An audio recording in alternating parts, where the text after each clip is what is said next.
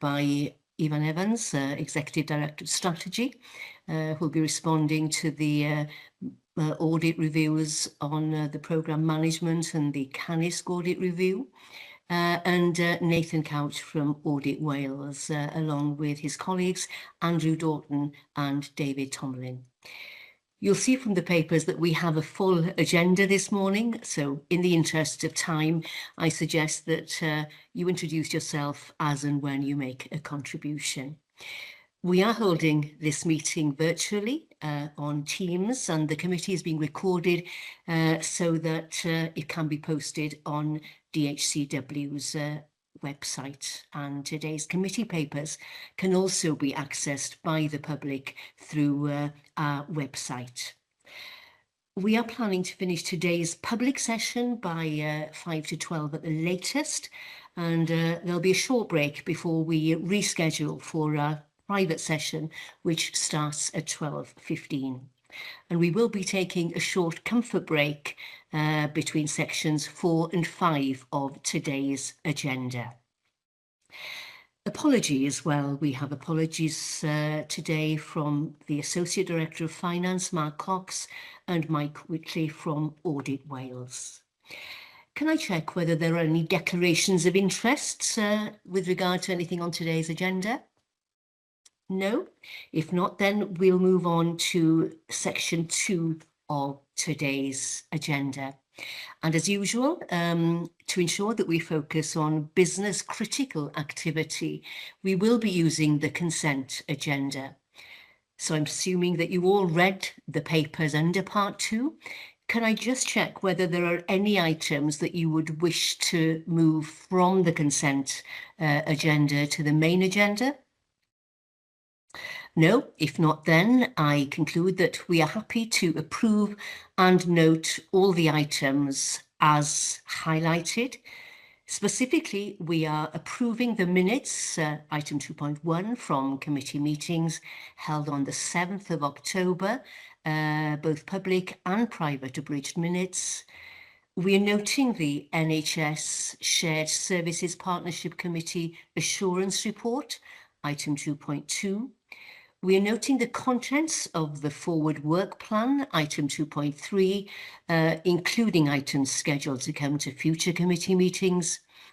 We are noting the Standards of Behaviour Report, item 2.4, noting the Welsh Health Circular Report, item 2.5. We are noting the Consultation and Document Approval Report, which includes the following documents and policies. That's the Framework Social Value Approach, the People Strategy 26 to 30, the Suspect Packages and Bomb Threats Policy, and the Working Outside the UK Policy. And please note here the wording on this policy has changed since publication to, and I quote, managers must inform their director of any applications they intend to approve before notifying the applicant to allow for any last-minute amendments. And I've been assured that the wording will be amended before being published on DHCW's website. So to move on, we are noting the Welsh Language Report, item 2.7 for assurance, noting the Quality and Regulatory Compliance Update Report, item 2.8. We are noting the Estates Decarbonisation Compliance Report, item 2.9 for assurance, with some impressive areas of performance there. And we are endorsing the Audit and Assurance Committee Annual Report, item 210 for approval to the full board.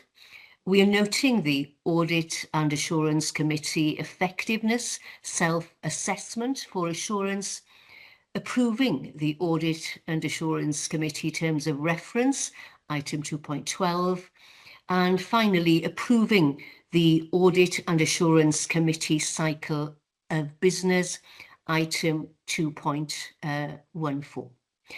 So thank you all for your engagement in that process, and our thanks also to those who've been busy preparing all those papers which we have taken under the consent agenda. Diolch yn fawr, felly symudan ni mlaen rwan at ran 3 o'r cyfarfod. We'll move on to part 3 of our meeting this morning and to the action log. 2 actions captured from our committee meeting held on the 7th of October. And as you'll see from the papers, the wellbeing review is included in the cycle of business for April's meeting. And the second action there has been completed. We're being asked to note the status of the action log, which I'm sure we're happy to do so. Can we just check whether there are any questions on that? Thank you. If not, we'll move on then to part 4, and we'll open with the internal audit progress report. And it's my pleasure now to hand over to Stephen Cheney to go through the progress report and then to move on to the audit reports for our review this morning. Croeso, Stephen. Thank you very much. Good morning, everyone. As at each meeting, we prepare a progress report to give a summary of progress of where we're at and an indication of the remaining reviews. So overall, we are substantially complete. We're on track with the plan. We're starting to look towards the head of audit opinion as well, and we are well underway with the planning for 26-27. Indeed, some of the work that is in progress is actually approaching closure, so we're slightly ahead of where we planned to be. And a couple of the audits that were marked or identified as due to start, we have since commenced as well. So overall, no issues to raise. We're in a good position, certainly on track, and we have had quite a nice even profile of audit delivery this year as well. So don't wish to say any more than that, but would welcome any questions. Thank you, Stephen. So there are a number of audits to come to the April committee. You seem pretty confident that even though there are 7 audits to be delivered in this final quarter, you appear to be on track. Is that right? Yes, absolutely. We've been trying to send a few reports to each committee for an even spread, and we have a few lined up for the next committee as well. So, as I said, well on track there. Diolch yn fawr, Stephen. So, unless there are any questions, can I ask you to present the 3 audit reports, and they are the programme management. I understand you're joined by Martin Lewis on the CANISC review, and the third before us today is the risk management. So I'll hand over and perhaps we can take management response for each review individually, Stephen, at the end of your presentation. Diolch. Absolutely. Thank you again. So programme management, this is an annual review that we complete given the role of DHCW across Wales. This year we focused on Welsh Emergency Care Dataset Project and the Secondary Care Electronic Prescribing and Medicines Administration Programme. Overall, it's a similar position as previously, that recognised the positive development this year of the Digital Portfolio Management Office and the Benefits Realisation Network Group. But as in recent years, challenges still remain over funding streams and future funding, and more prominently this year, delays caused by other stakeholders, particularly alongside change in priorities and difficulty with engagement. We've also raised some matters over benefits identification, including smart benefits and baseline measures being used. But we recognise that there is a financial and non-financial dashboard in place capturing some of these benefits. And finally, there was just a small point around project initiation documents with just some gaps identified therein. Overall reasonable assurance, positive position, but some challenges still remain. So welcome to take any questions. Diolch yn fawr, Stephen, and pleasing to hear reasonable assurance there. Ivan, would you like to come in to respond to that review on behalf of DHCW? Ie, diolch yn fawr iawn, Marian. Ifan Evans ydw I, Cyfarwyddwr Gweithredol Strategaeth, DHCW. My name is Ifan Evans. I'm the Executive Director for Strategy for DHCW. The Programme Management Office and Programme Governance sit within the Strategy Directorate, and I'm very pleased to provide a management response to the internal audit report. I want to thank Stephen and Christina, who we work very closely with, particularly over the Christmas period, in order to make it to this meeting. And I'm grateful we can make it here because it will also be going to the Programmes Delivery Committee, which meets in 2 weeks or 3 weeks or so, as part of our refreshed and strengthened, let's say, or reviewed and strengthened programme governance from around 18 months ago, which does include a regular annual programme, as Stephen said, of reviews of individual programmes to make sure that we're on track and to identify opportunities for improvement. So, as Stephen said, the report covered a range of different areas, 4 areas. There are 5 recommendations. There's a reasonable assurance on each one of the 4 objective areas. And I rather than go through each one individually, they're in the papers, and I'm assuming people have had a chance to read the document or welcome any questions that I or Stephen can handle from members. Just to give an overall picture, I think that generally it's around tightening up within the existing governance that we have. There are some things that we're adapting to this year. And then finally, I think we do have some work to do with our delivery partners on benefits. So I'll cover those 3 things separately. In terms of tidying up, you'll see that the management response actions and the evidence are mostly updated PMO playbook, and they're things like risks that were recorded in DATIX in full, but recorded in a PID in summary, or by reference to DATIX. So for reasons of transparency, for example, to make sure that the risk is fully reported in the PID so that we've got a much clearer communication on that. There were some other things around updating PIDs and about filing them and making sure that all of our documents are up to date and that they're managed and that they're reviewed regularly, and when there are changes, that those are worked through.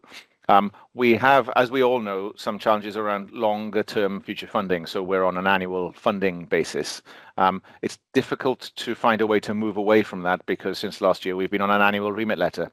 So by definition, an annual remit letter from Welsh Government only provides an annual funding outlook for us, and usually only within a couple of months of the beginning of the financial year.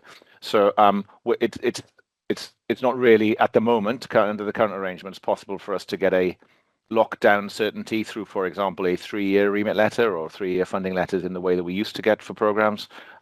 But instead, the action there is to work with government to try to get an indicative forward funding or to get as much clarity so we have more confidence, and therefore we can plan against that forward funding letter within the confines of the annual remit letter arrangement that we have.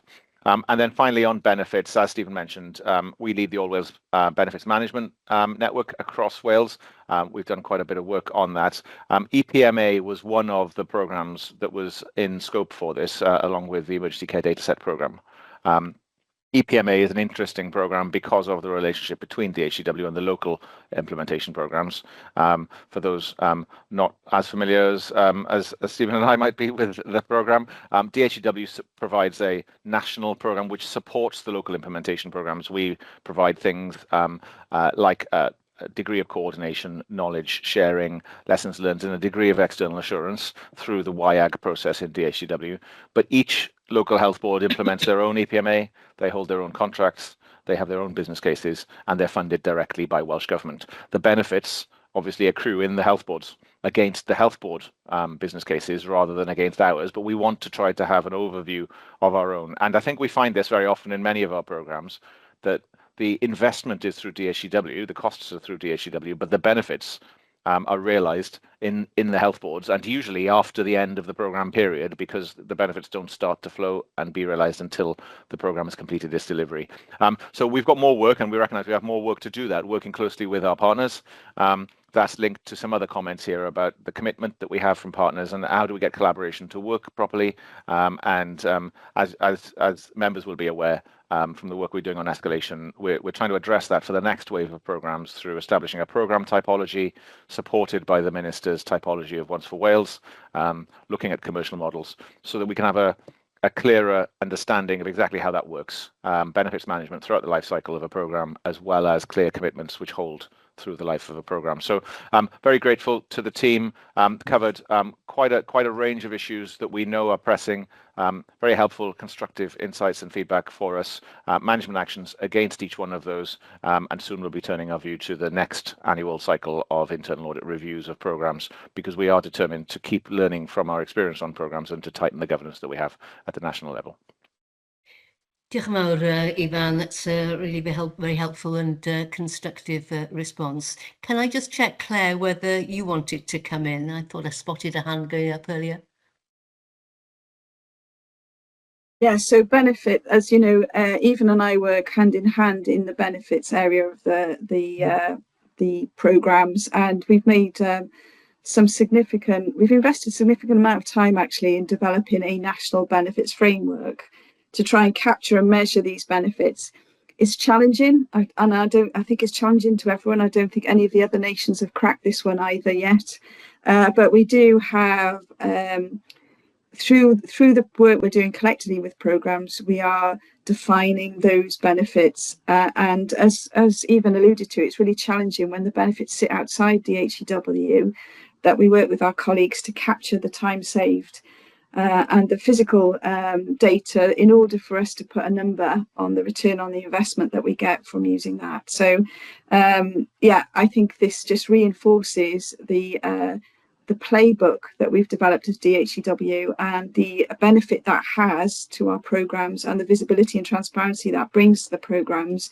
But we're continually working to improve it, and I think cracking that benefits realisation framework and really making that alive and kicking across NHS Wales would really be able to articulate the return on investment we get for digital, and that's what I would love to be able to articulate to our stakeholders.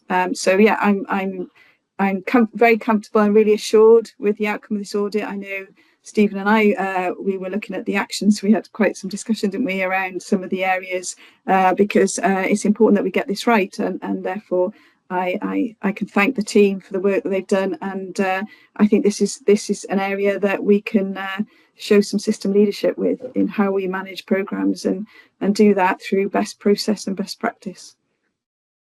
Diolch yn fawr, Claire, and as you say, it's so important that we are able to demonstrate the benefits arising from what is often very significant investment in these programs, and it's really heartening to hear the progress being made in that area. Diolch yn fawr. Alistair, you have your hand up.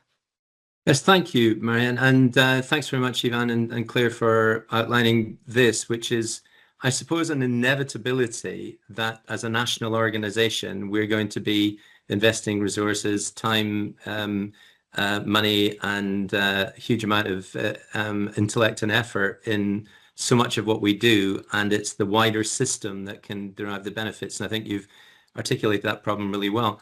My question is what more can we do to actually ensure that that is both more easily achievable in demonstrating benefits, because this is not the only area in which this occurs for all the reasons that we are a national organisation.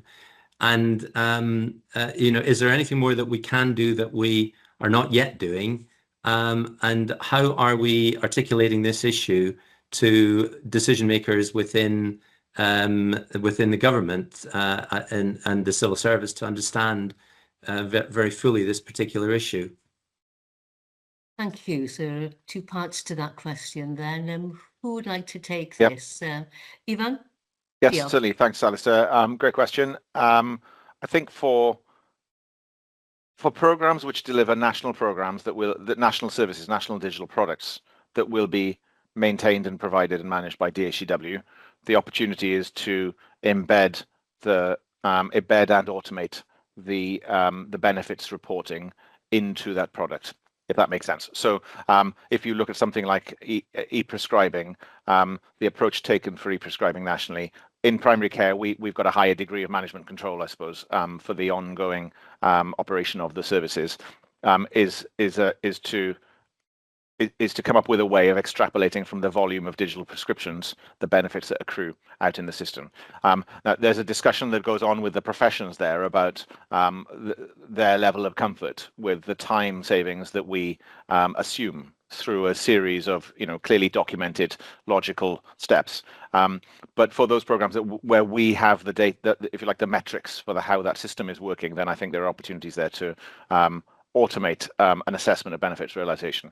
For systems where we support health boards to implement, is a little bit more challenging, because obviously it's the health board that hold the metrics and the data and the management for their systems. We don't have access to the number of transactions that go through local EPMA systems.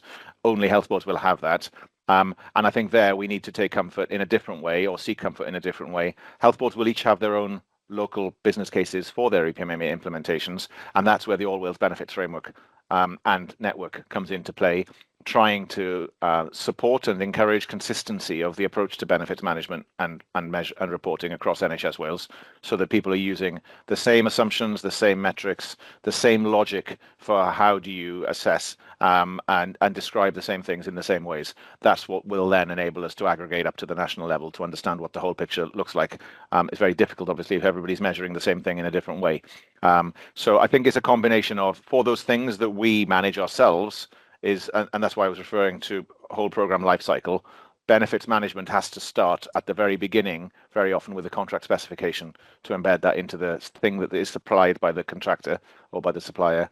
And then for those support programs that we have, working with health boards to understand how they're going to measure and report benefits, and try to do that as transparently as possible, including so they can benchmark against each other, and so that we can aggregate to a national picture. Diolch, Ivan. And the second part of the question is, how are we articulating these issues to Welsh Government? Well, through the DDAT national governance, but also through the visibility of the ongoing discussions that we have with them. Certainly, I'm sure Claire would say, right, Howell Jones, the finance director, very concerned with benefits, and value is how we describe what we're going to deliver, but benefits is how we measure it. And if you're a finance director, it needs to be measured. And so Claire is running an ongoing dialogue with Howell. He's wanting more transparency, more visibility of the measurable, reportable benefits that are realised from national programs. So through that channel, but also through the digital policy team and the DDAT governance, we're working with government on that. Diolch yn fawr, Ivan. Thank you, Alistair, for those questions, and thank you all for your contributions on that review. Maria, just a quick follow-up, if I may, on that, and not to extend this too far, because I do appreciate that we've got a big agenda to get through, but just to take that specific example, Ivan, of e-prescriptions, what we know is we know the absolute number of e-prescriptions that we have been able to drive through the work that the team have been doing, but the translation of that into outcomes and benefits is a discussion I know that we've had at board, and it's just trying to understand, and this is maybe a subject for another time, another meeting, but trying to understand just how on earth we do penetrate that sort of veil. We've got the absolute number, but do we know if that's a good number, an average number, a poor number in terms of what it does? Because a number on its own doesn't really tell us very much. But yeah, it's really, I think the example you made is a really good one, but it also exemplifies the challenge for us to make sense of this. But thank you, Marianne. Diolch yn fawr. I'm sure we'll come back to this subject in other venues as well, as it's an ongoing discussion. So thank you for your engagement on that. Should we move on then to the second review on Canis? Stephen and Martin. Thank you. Chris, I don't know if Chris wanted to come in quickly. His hand is up. Chris, I'm sorry. No problem, Marianne. Sorry, if I could, just one slight minor update, Stephen, if possible. So on page 13 of the programme management report, there was the finding around the effective date. Now that was in relation to the current benefits policy does not require the specification of an effective date upon adoption. I had agreed with the PMO team that the evidence of implementation for that would be that we would update our document control in iPassport. So I can send you the precise wording that I'd agreed, but it was a good spot, and it was one that was not just specific to the benefits management framework, it was applicable to all of our policies. So we're happy with the recommendation. It was just a slightly broader response that we were going to take to that, but thank you.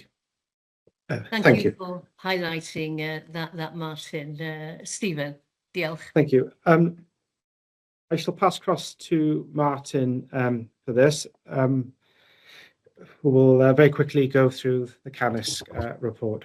Thank you. Thanks, Steve. Yeah, I'll be very quick. So this was a piece of work on CANISC. The overall aim was to ensure that the risks associated with withdrawal of the system were managed okay. It has come out as reasonable assurance. The functionality used in CANISC was identified as part of the cancer informatics programs being developed. People who are still using CANISC, the departments and the functionalities have been identified, and all the functionality needed is being put into the DevOps platform ready to be developed.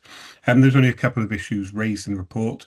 The first one was that there were communication issues about the MVP approach taken to development, which wasn't fully communicated to all the users, which kind of fed user dissatisfaction because they didn't quite get what they were fully expecting.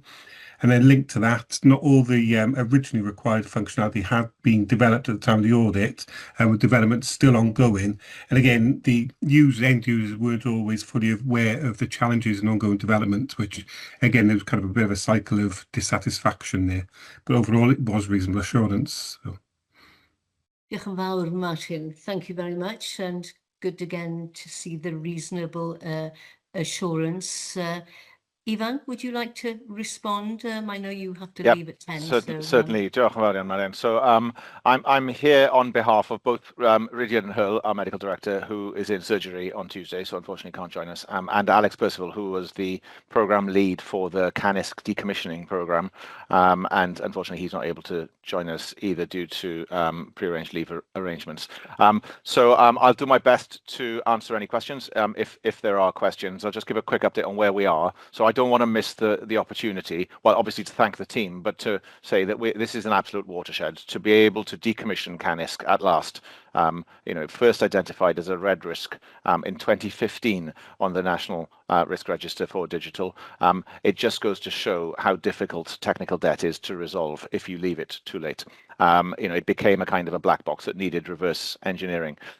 There are two recommendations, two areas and two recommendations here, both of a medium priority, and they focus really on what's the cancer features roadmap.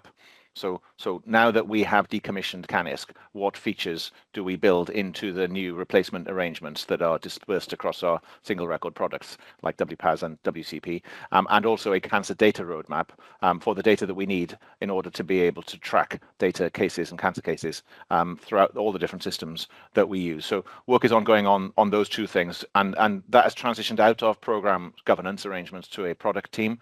The product team is established, it's recruited to, it's there, and it has strengthened its engagement with stakeholders, picking up those areas that Martin mentioned about some of our users of CANISC who are deeply invested and familiar with CANISC not being fully satisfied with certain things that may have been omitted from the MVP as it was finally delivered. I've discussed with the team themselves, and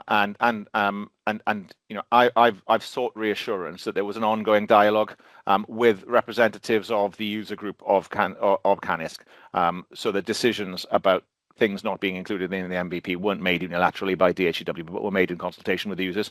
I've had that assurance, but it is always difficult to keep everybody happy all of the time.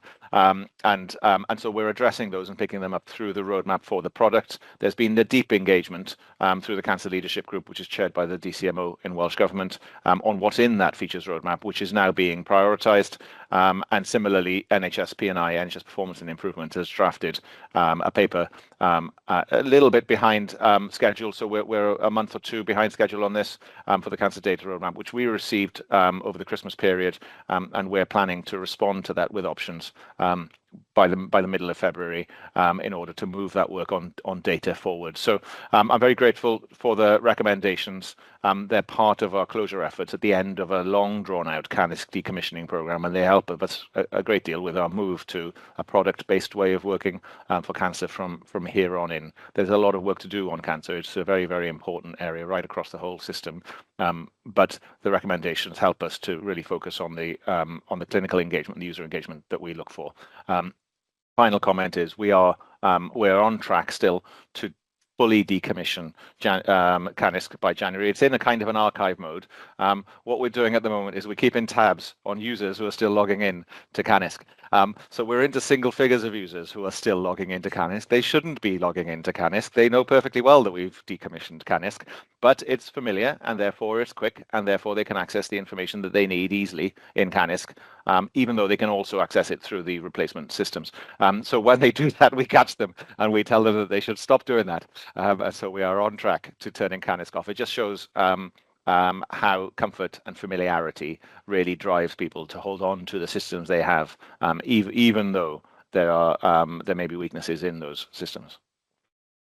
Diolch yn fawr, Ifan. Thank you for that comprehensive response. And as you say, those of us who've been independent members at DHCW from its establishment recall very clearly that red rag risk from the very outset. So it's striking that these things do take a long time.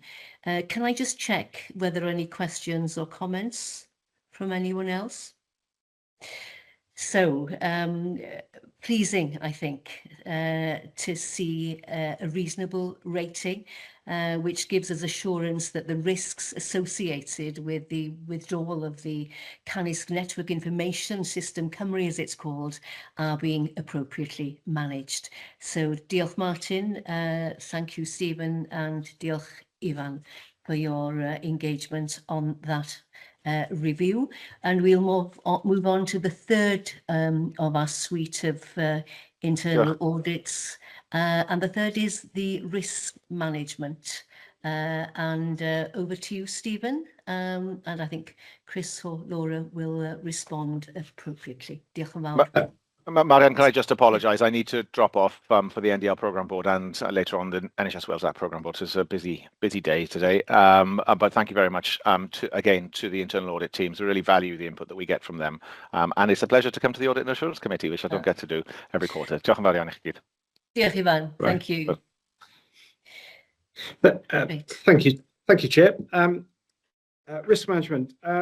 So it's been a couple of years since we last completed risk management, and you may have noticed we provided substantial assurance last time and reasonable assurance this time.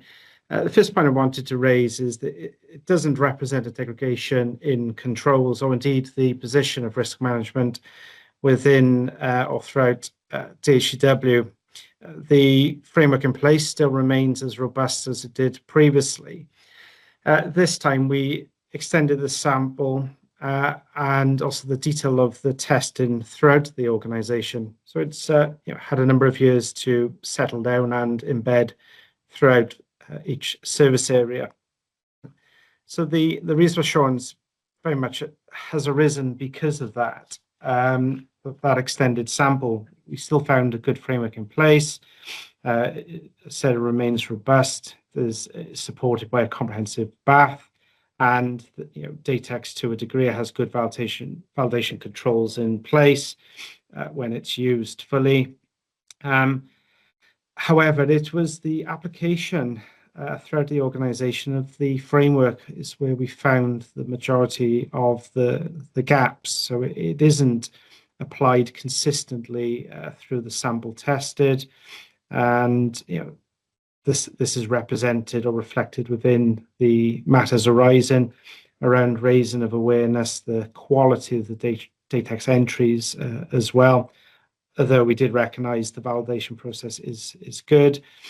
The aging of some DATEX risks with quite a number of outdated review dates. So overall, the risk management framework is as strong as previously.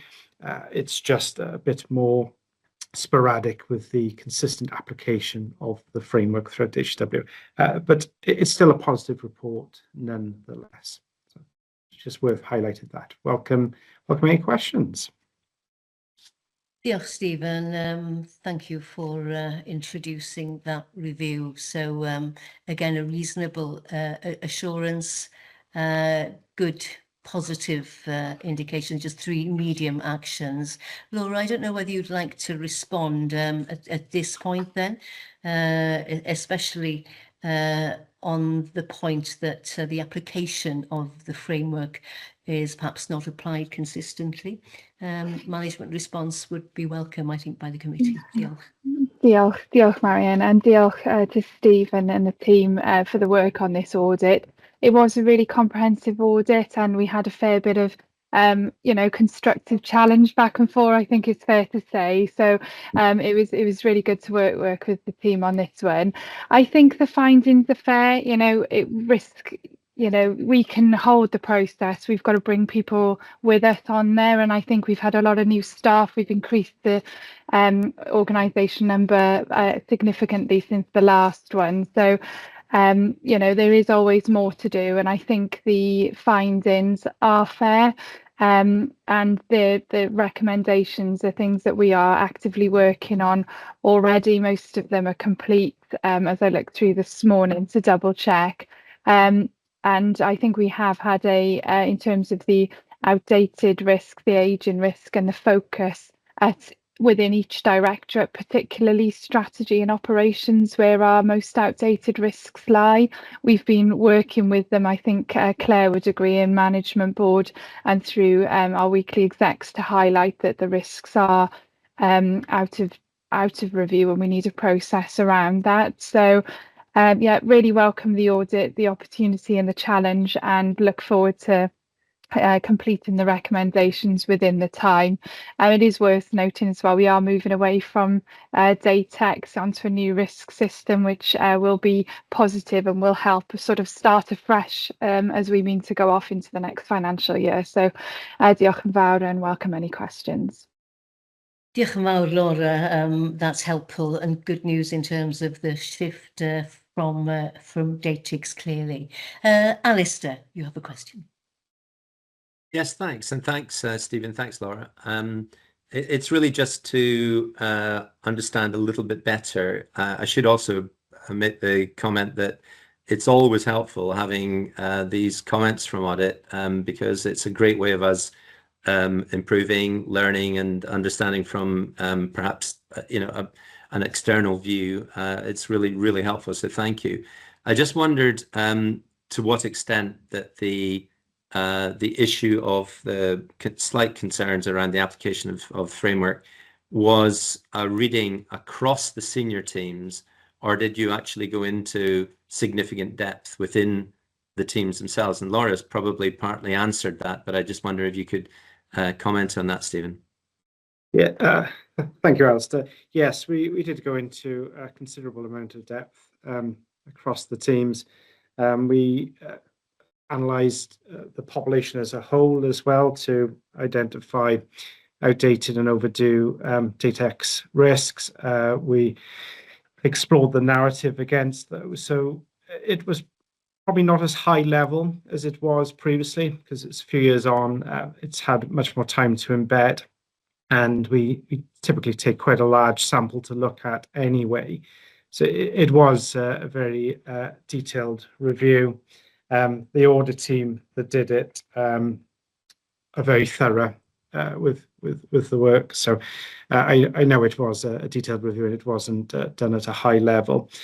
It's probably worth just mentioning, though, that it's not unusual to see this type of position with these types of audits. So where policy or procedure is set by a particular team, and it's rolled out across the entire organisation. So not just within DHW, but elsewhere, it may be a workforce policy, a financial control procedure, etc.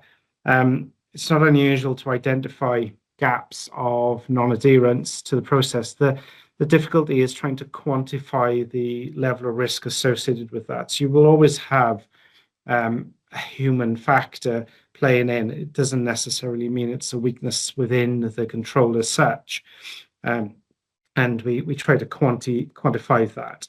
Thus, we've raised these findings as a result. I think once it reaches a certain percentage of the population, we take a view on whether something needs to be done about it. And as Laura said, around the aging of risks, we did feel that a control was absent there or further work was required.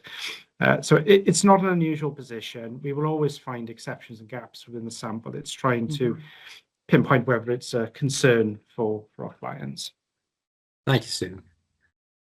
Diolch. And Claire next. Yeah, so as we work quite closely with Laura's team. In fact, from an SLT, we have a representative from Laura's team in our senior meetings, making sure that we review our risks. And she does challenge us in terms of, the formation of new risks and articulating those. I think this is really systematic of where we were as an organisation. We've had quite a lot of organisational change within the operations team, but also in the strategy team.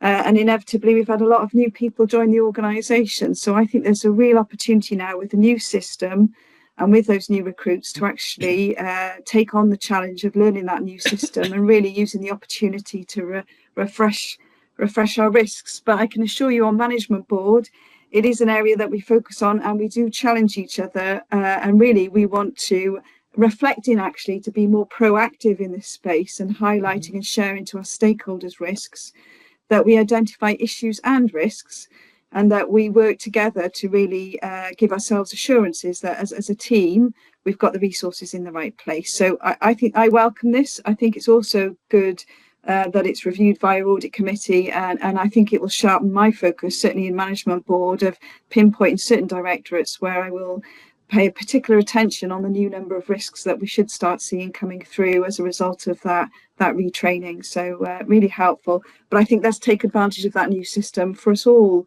to just refresh our risk and our risk appetites and our risk registers at the same time. So yeah, thank you, Stephen. Diolch, Claire, and as you say, the new system will be an opportunity. Stephen, you mentioned the need for raising awareness, and perhaps, I don't know, Chris, whether you'd like to come in on this in terms of what are we going to be doing now, not only with the new system, but to actively and consciously raise awareness of the importance of implementing the framework appropriately. Thanks, Marion. Laura, do you want to come in first? Yeah, so I think for what we've done is we've worked really well with the communications team to get the regular, we do a monthly bulletin, so to get that round, but also more of a focus at directorate SLT. So as Claire mentioned, a team member goes there and really sort of does a focus. We're also going to introduce risk management awareness at corporate induction. So every month we have around sort of 40 plus new starters. So we'll get them as we go in.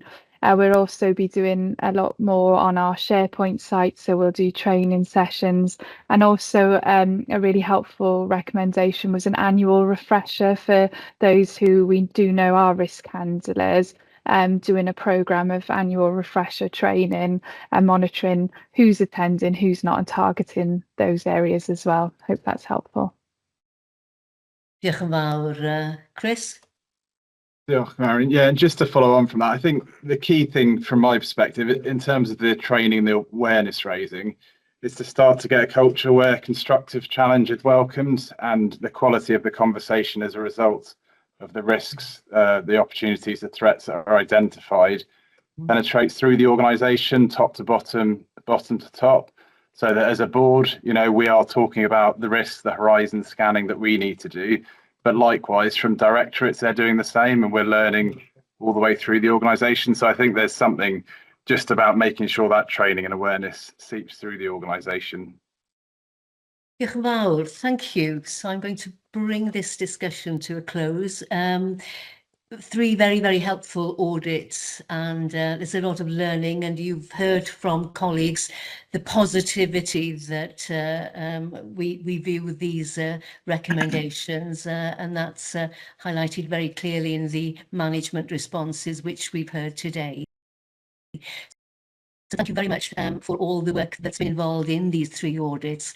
We are being asked as a committee to receive the reports for assurance as we do, and I have to note that it is very pleasing as an organisation to see that all three audits have received the reasonable assurance rating. So thank you again, Stephen, and to your colleagues for your engagement with these audits. Diolch yn fawr iawn. Thank you. Let's move on now then to Audit Wales and to the Audit Wales update. So it's a pleasure now to invite Nathan Couch to present the update. Nathan. Thanks, Marian. Good morning, everyone. So yeah, committee members will be very familiar with our routine update, which provides an update on our current and planned accounts and performance audit work. It also provides additional information on other relevant examinations and studies published by the Auditor General and relevant corporate documents published by Audit Wales, as well as details of any consultations that we're currently holding. I'll take the accounts audit update first, which is very brief, and just to say that our audit work on the 2025-26 annual report and accounts is currently underway. In terms of performance audit work, committee members will be aware that our structured assessment work is now complete. In terms of our local digital transformation review, we were hoping to present that report to this committee meeting, but unfortunately capacity issues have impacted timescales for delivery of the review. That said, field work is now complete and our internal emerging messages meeting is scheduled for this week. So we're therefore hoping to issue a draft report sometime during February or into early March. The review of SHA's response to the remit letter is in progress, and we are expecting that field work for that review will be completed over the next few weeks. And again, we'll be hoping to issue a report either towards the end of February or again in early March for that one. And finally, our thematic review of estates is in the planning phase, with precise dates for fieldwork yet to be confirmed. Whilst not listed in the update, Andrew and David will be presenting the audit summary, the annual audit summary next, which provides an overview of the work that we've completed this year. Moving on then, in terms of the relevant publications, so since our last committee update, the Auditor General has featured in several podcasts exploring the challenges facing in public services. I've included the links in this update, and having listened to the podcasts myself, I think they offer some really interesting and valuable insights. Notably episode 3, which highlights the challenges and opportunities associated with using digital technologies. We've also included a link to the NHS Wales Finances data tool, which illustrates the financial challenges facing NHS Wales as a whole, but in particular health boards currently.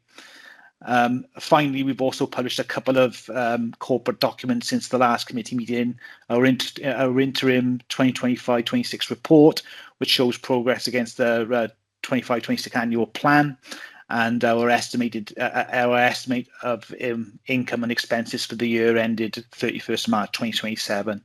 And we're also running a consultation on proposed equality objectives to 26 to 2030. So plenty going on. Happy to take any questions.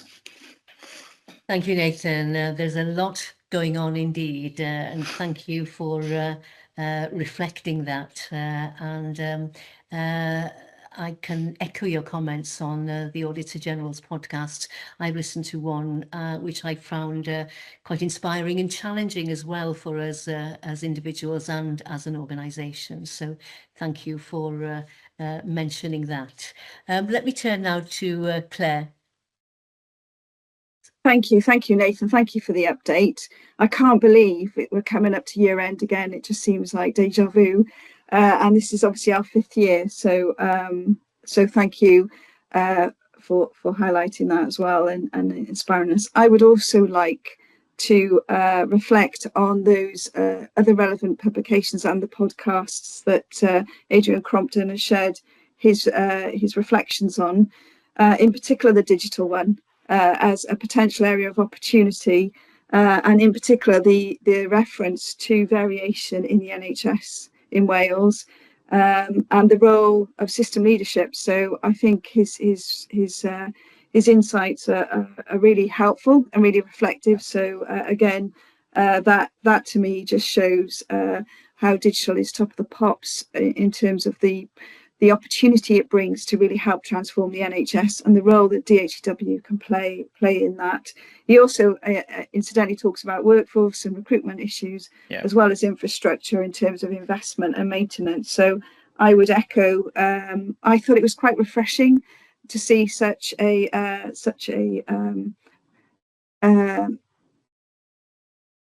objective assessment of where we are in terms of those podcasts. I also thought that under the NHS Wales Finance Data Tool, there is actually a tool designed to support board members in understanding cost pressures. And I wonder, and obviously we are anticipating your current audit in the digital space, whether we combine those and bring them to a board development session, a future board development session, as it would be really apt given the financial position we're in, but also given the subject matter for digital. So I wondered whether in a future work programme, I appreciate you've got some resourcing issues, but that would be really helpful for us as a board at DHEW. So yeah, really helpful report. I would echo Marian's, but also your advice of reading and listening to some of those podcasts. And I'd like to thank you for your support up until now on the year-end audits, and I cannot believe we're going to start talking about this year. So I'm sure Sian will be delighted by that information. Thanks, Nathan. Thank you, Claire, and perhaps we can take your suggestion, Claire, Laura, as an action to take away to consider for a future board development, if and when resources and time allow. Diolch yn fawr. Nathan. Yeah, only to respond to Claire that I think we'd probably be more than happy to come in on a board development session. And actually, on the podcast itself, when we're talking about digital opportunities and challenges, I was quite heartened to hear Adrian speak about the challenges. And actually, that our scope for our digital transformation really hits upon quite a lot of those areas, if not all of them. So, there's demonstrating some alignment there with our approach for that particular piece of work. So yeah, more than happy to sort of come back to you at a later date. Thank you. That's much appreciated, Nathan. Diolch. Alistair. Thank you, Marianne. And as much as anything, I was very impressed by the nature of the podcasts. And it's not specific to the content, but more the approach that's taken. I just thought is well worth us as an organization just thinking about how we might be able to make use of a very similar kind of format. Not only did Adrian Crompton speak about the adding value and how money is spent directly to the public, but also to all those involved in the wider system. Betts and Powys, as a sort of independent commentator, made it really accessible. And when we consider some of the issues that we've debated over the last few months, and in regard to part of the issues relating to escalation and our need to be able to communicate externally some of the outcomes and benefits, etc., etc. Perhaps this is something, the use of podcasts in the way that the outgoing Auditor General has used, that we really should grasp as part of really just the natural way of proceeding nowadays. Yeah. Thank you, Alistair. I'm going to draw. Sorry, Nathan, do you want to come back again? Yeah. Again, only to say, to respond to Alistair, really, I thought it was a really engaging way of sort of sharing the messages, the challenges, the opportunities, but also the learning for all of the NHS or the public sector organisations actually. So yeah, I thought I would totally agree with what Alistair said there. Thank you, and I'm sure he speaks on behalf of all of us around the table as well. So thank you. We are being asked to receive the Audit Wales update, which we have just done. And we'll move on then to agenda item 4.4. And it's a pleasure now to invite other colleagues from Audit Wales, Andrew Doughton and David Tomlin, to present the Audit Wales Annual Audit Report for 2025. Diolch yn fawr. Diolch. Thank you. Yes, it's sort of very welcome to present the annual summary. It's, I think, a good opportunity. You know, Claire sort of mentioned around sort of starting the next year's accounts, but it's quite a nice opportunity when we undertake this work to generally reflect over the last year. So it gives us sort of pause to think how the last year went, not just at sort of this body, but across the whole of Wales, and reflect really on how the NHS is changing over that period of time. I'm not going to go into detail on the report. I'll take it as read, but just sort of highlight that the work is a summary or the report's a summary of our work over the last calendar year. So it's the aspects have been reported through committee already, so and cleared with management. It's split into two main areas, which is covering the financial accounts and performance. We also have a section which highlights some of our work we do to ensure that we maintain our quality and standards. In terms of the financial audits, it's a very positive outcome from last year, as you will have seen in previous reports. The draft accounts and working papers were well prepared. We issued an unqualified true and fair opinion, and also an unqualified regularity opinion. So overall, it was very positive. I think there were some sort of corrected misstatements, minor misstatements during the work. And I might briefly pass over to David if there's anything that you wanted to cover on the financial audit that I haven't done. Thank you, Andrew. No, generally speaking, you covered the message. So it's a positive message from us. Unqualified opinion, concluding that we thought that the accounts were properly prepared in accordance with the manual for accounts and free from uncorrected material misstatement or irregularity. Only other thing noted from within the FA side, we did note some differences between the draft accounts and the MS2 return as part of our whole of government account checks. However, we didn't get a response from or queries or further follow-up action from our whole of government accounts team because of the triviality of it. So nothing to concern the committee with there. That's it from the retrospective financial audit side of things. Thank you, David. So back to you, Andrew. Yes, and then on the performance audit side, we've got two main material reports in there. One of them was structured assessment, which the committee has received recently, and the other one was the stakeholder engagement report. Nathan's already gone through the work that we have still outstanding in our programme, and two of those are very much at the tail end, so those will be coming through soon.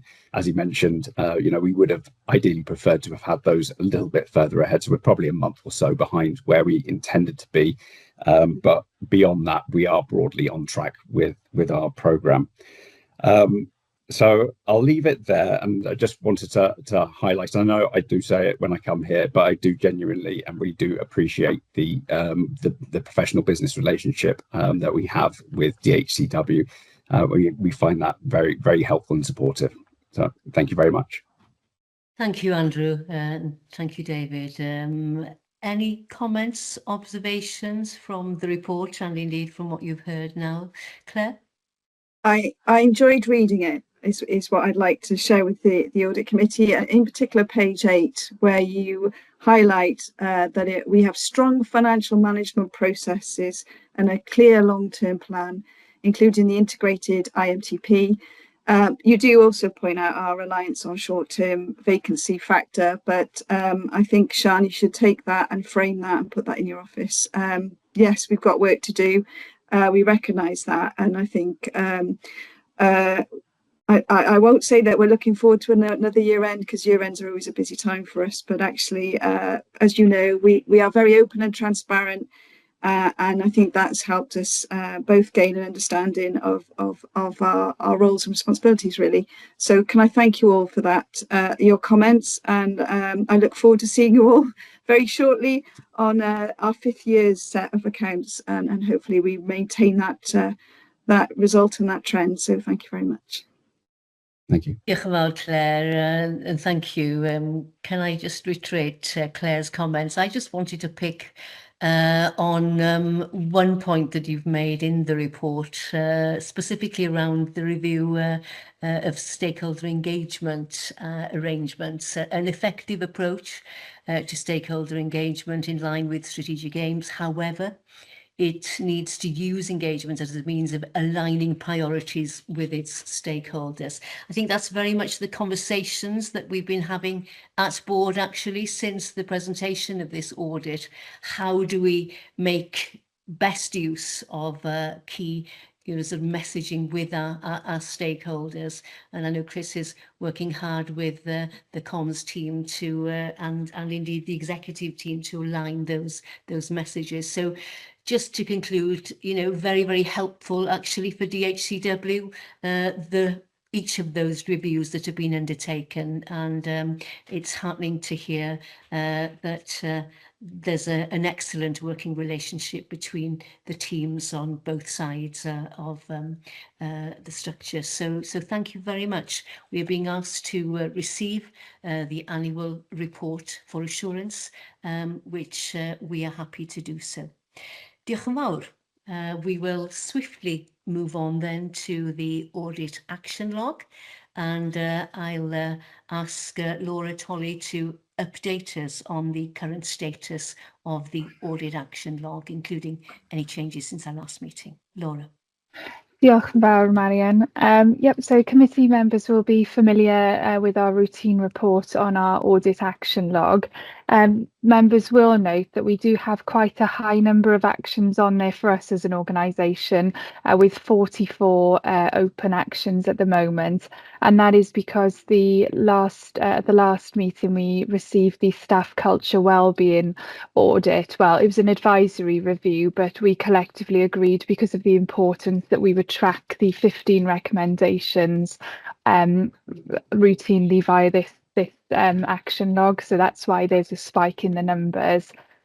So out of the 44 open actions, 5 are complete. They're listed in section 4.5 of the report. 38 remain on target, and we do have good engagement with leads on those. There is an extension that we are requesting from the audit committee today, and that is for outlined in 4.6 of the report. So that is for an action relating to the GMS clinical system migration project audit. And it's basically we're dependent on a supplier to complete the action.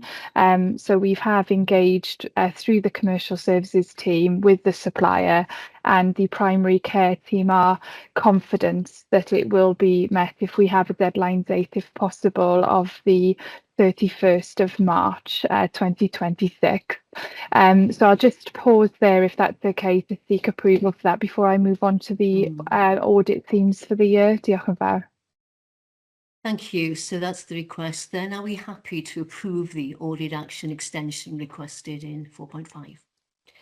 Which I think we are from the nods I'm seeing around the table. So that is approved then, Laura. Diolch. Gwych, diolch, Marian. So this report, we bring an annual audit themes from the previous financial year, as audit committee members will be familiar. And I'd just like to thank Steve Cheney from Internal Audit, who engaged with me on this. I just wanted to make sure that we were aligned in terms of our thinking in DHCW, along with NWFSPs as well. So we have had a number of audits, and as members will be aware, that they are very broad in nature, so it's quite hard actually to pick out themes occasionally, but we picked out 3 main key themes from 25 and 26. So the one was the need to strengthen reporting in terms of making sure information data quality and accuracy, and I think sort of that reflects a bit back of the risk management audit as well, that consistency in the information and accuracy there. Then the need to enhance planning, delivery and deadline management, just to make sure appropriate timescales are met and we're being realistic with target dates. And then the importance now of focusing on people and organisational development. And that's acknowledging the limited assurance report that we received during the financial year, and then the high number of actions relating to the staff culture wellbeing advisory audit. So that's what we've picked out for 25-26, and happy to take any questions or comments. Diolch yn fawr. Diolch, Laura. Thank you for the clarity of that presentation and the report. Any questions, colleagues, on the... right, Alistair. Thanks, Marianne. Just a quick one, Laura. I appreciate that these things are sometimes extremely difficult to put into place. And one of them is being realistic about our dates, because on the one hand, we want to retain ambition built into what we're doing and some drive behind it. And yet, on the other hand, we can leave ourselves open to criticism for failing to meet what might have been stretching, ambitious targets. How we do that, I think, is going to be really important. It may be about having clarity that there are there is an internal target and an external one, but I certainly don't underestimate how difficult it is to get that right. Thank you. Laura, would you like to come back on that? Yeah, diolch. Thanks, Alistair. Good question. I think we've worked more closely with our sort of in terms of general audit actions finding from audit. I don't know whether Chris will want to comment more on sort of strategies and things like that, but in terms of audit actions, we're now engaging with Audit Wales colleagues and NWSSP. So we challenge the management deadline response before it's submitted. And then we sort of do that internal check with the teams. Is this really realistic? Can we actually give us a bit more time so we don't overpromise and underdeliver? So we're doing that sense check here. Chris, I'm not sure if you want to comment on the other sections.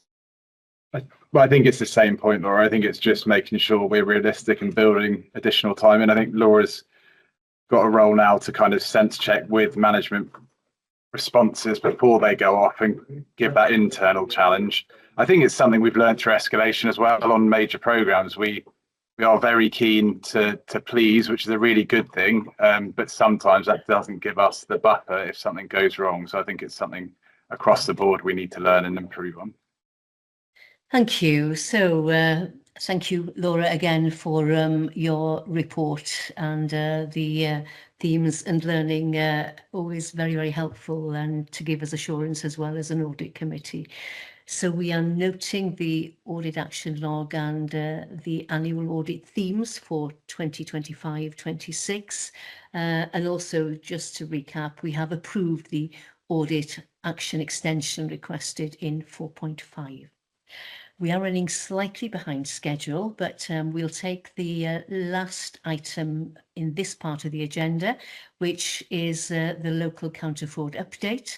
And it's a pleasure now to invite Henry Bales, Head of Counter-Fraud for Cardiff and Vale Counter-Fraud Services, that serves DHCW as well.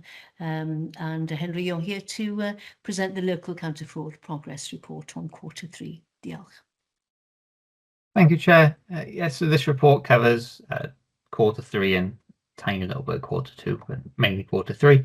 It's a busy period for us in terms of awareness and extra sessions and publications, just because International Fraud Awareness Week fell within that quarter. So you'll see lots of articles that were published during the Fraud Awareness Week, and then an extra one, special treat for Christmas. So please take a look through those and have a look at those if you haven't already seen them. Unfortunately for e-learning figures, the report that I was hoping to get come through to me so that I could then give you the verbal update hasn't come through yet. However, I don't expect it to be anything different than excellent that we've had, and all the other ones have always been in the very high 90% completion, which has consistently been the best across all the NHS Wales organisations in completing that. So I've got no reason to think that would change, but I will give you the figure next time when I have it.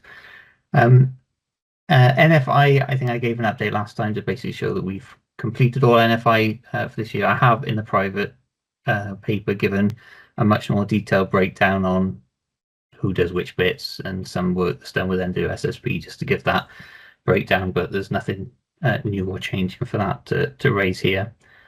And then in terms of referrals and investigations that we've had in this period, we've had 4 new referrals in the period, one which was promoted to investigation and was opened and closed, and that is where you've got the prevention figure of 100 or just under £115,000, which relates to, and thank you to them, the excellent work by the cybersecurity team in DHCW, because it relates to a spike that we're seeing at the moment in terms of mandate fraud type emails and scam emails that are going around to primary care contractors, but also to everybody else. So this one relates to emails sent to primary care contractors, which were asking for money, pretending to be senior members of the practices and those sort of things. So the work done by cybersecurity there managed to take those emails out, and also then we've conducted some financial checks on the bank accounts and done work that way, which is feeding into more national work. But that's why there's a large figure there, which you probably haven't seen before, but it is good work that's been done. And that's all I really wanted to draw out of the report for this. If there's any questions, I'm happy to take them. Thank you, Henry, and really heartening to hear about the effective interventions by our cybersecurity team, which are so crucial to the safety of NHS Wales and primary care in particular in this instance. So thank you for that. Can I just add that I did dip into the Counter Fraud digital platform, and which you kindly highlighted in your report. It's well worth visiting if you haven't already done so, and noting also the addition of counter fraud into corporate induction, which I think is a very positive step forward as well. Very positive all round. So thank you, Henry, for highlighting those in your report. Unless there are any questions or observations, thank you for that report, Henry. We are happy to receive the counter fraud update for noting. Diolch yn fawr. So slightly behind schedule, but we will take a 10-minute comfort break. It is now 10:40. I'd appreciate if you could come back at 10:50 in 10 minutes time then. Diolch yn fawr. See you shortly. Well, croeso nôl gyfeillion, welcome back, and I will now take us to part 5 of today's agenda, which is made up of governance reports. And I'll now invite Chris Darling, our Board Secretary, to present the approach that DHCW is taking in terms of our escalation and improvement plan monitoring, which hopefully will assure us as a committee that the plan is being monitored appropriately. Chris, myself. Diolch, Marion. Yeah, so this report is less on how we're progressing against escalation, as you say, more about the approach as an organisation we've taken in response to escalation. So I'm just going to run through a few things. Colleagues will be aware we were escalated for major programme delivery under the performance and outcomes domain of the escalation framework back in March. And since that time, we've taken a number of steps as part of our approach. So the first one was to agree with Welsh Government an escalation framework, which they set. But I'm just going to work through the requirements of the framework, because I think that's the starting point in terms of approach. And then we've done a number of additional things. So in terms of the requirements of the escalation framework, the first thing was to appoint an SRO. So Helen appointed myself as SRO for escalation. The second part of the framework talks about ensuring there's board oversight and that the board are fully appraised of the escalation plan and monitoring of that over the course of our time in escalation. So since being in escalation, we've had a number of board development sessions. Escalation's a standing item at our SHA board meeting, and the programmes delivery committee is the subcommittee of the board that's overseeing and scrutinising the delivery of the of the enhanced monitoring improvement plan. the cadence of those meetings have increased from 3 monthly to 6 weekly, whilst in escalation as well. And we've had a number of programmes delivery committee development sessions dedicated to the areas of escalation.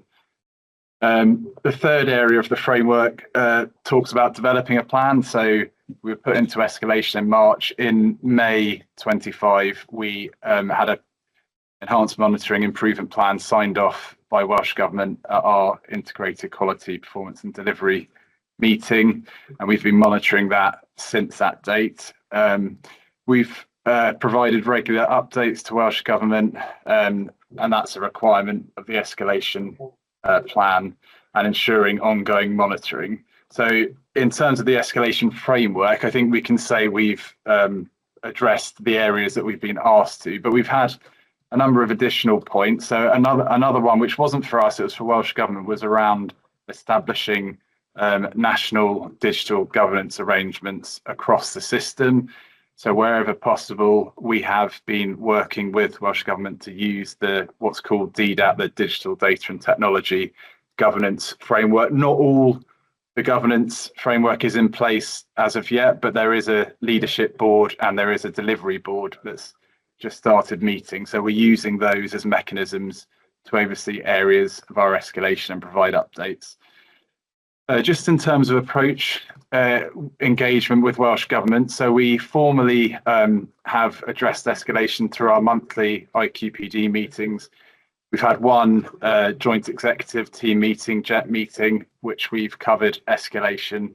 And in addition, I've met with the head of escalation performance on a regular basis. That's been a more informal arrangement, but nonetheless had really helpful discussions over the course of the last 9 months. And formally, as I mentioned, we've been using the national DDAT governance arrangements. In terms of the improvement plan, as I mentioned earlier, that was put in place in May, and we've been monitoring that through the programmes delivery committee. So we've had a process whereby there's a shared Teams channel with Welsh Government. So the evidence that we put in to demonstrate achievement of key milestones, they can access, and before we confirm to them, the committee run through that and make sure they're comfortable to endorse that we've delivered against an escalation milestone. In terms of board oversight, as mentioned, we started the escalation process with a reflection session of the board that was independently facilitated. I think that it's probably fair to say that picked up a number of points wider than just the focus on major digital programs, but nonetheless very helpful in that context. And we've carried on with that theme in terms of having board development sessions, looking at escalation and more broadly, how we take that system leadership role across NHS Wales.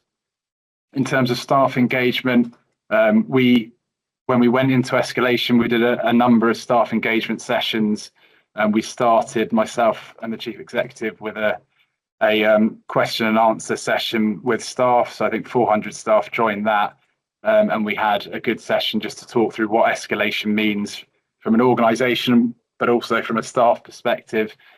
And as we developed the improvement plan, we took a draft to our quarterly leadership day, so they helped shape the plan. We've got a quarterly leadership day this Thursday, and I'll be presenting on escalation. And that will be where we've got to date in terms of escalation. It's a very fine line, I think, between engaging, bringing the right challenge in terms of the requirement for us to improve in this area, but also being supportive on the good work that's going on in parallel. So there's been a lot of staff engagement. Helen, the chief executive, covers escalation as part of her 6 weekly staff briefings. And finally, in terms of approach, we have commissioned some additional support to provide us with a number of things. One being an international perspective on digital health economies across the globe to understand what makes other areas of the world more effective from a digital health perspective. They've also undertaken some work on the governance arrangements in NHS Wales and areas for potential improvement there, and they've looked at stakeholder engagement as that's one of our key de-escalation criteria areas, and how we can work most effectively from an engagement and partnership perspective. So, Chair, that's a summary, I think, of the approach we've taken. Clearly, we've had recent correspondence from government and the announcement from the Cabinet Secretary that we're still in level 3 escalation. So we're working on the next phase of the improvement plan. But a lot of the learning from the approach we've taken will be feeding into that process. Thank you, Chris. That's a very clear resume of the approach that we've taken so far. And as you've highlighted, we were informed just before Christmas that our level 3 escalation on major programmes would continue for the foreseeable future. And perhaps worth just reminding or informing colleagues who are tuning in from outside that the escalation major programmes only, and that's about 20% of the work of that DHCW is responsible for. Can I ask whether there are any questions or observations from colleagues on anything you've heard from Chris?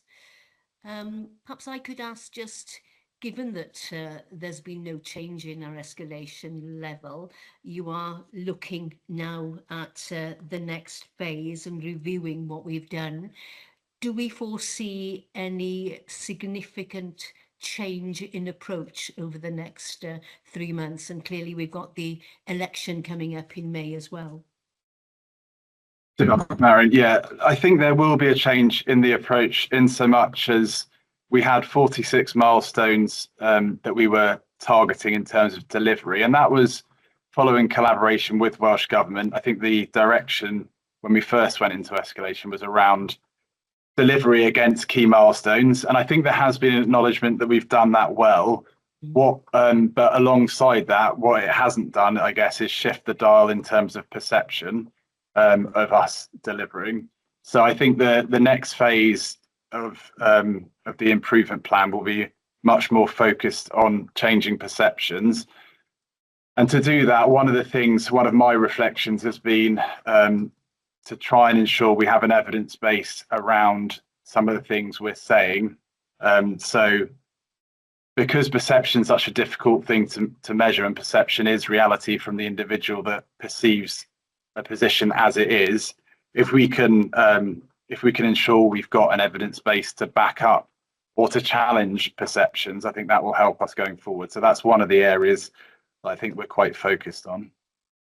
Thank you, Chris. And earlier we had an interesting discussion, didn't we, around benefits realisation, and an acknowledgement and a reminder perhaps from our Director of Strategy how complex the structures are in certain areas in terms of responsibilities and accountabilities. So I think more evidence to back up what we are saying, and more clarity perhaps around roles and responsibilities would be a positive way forward.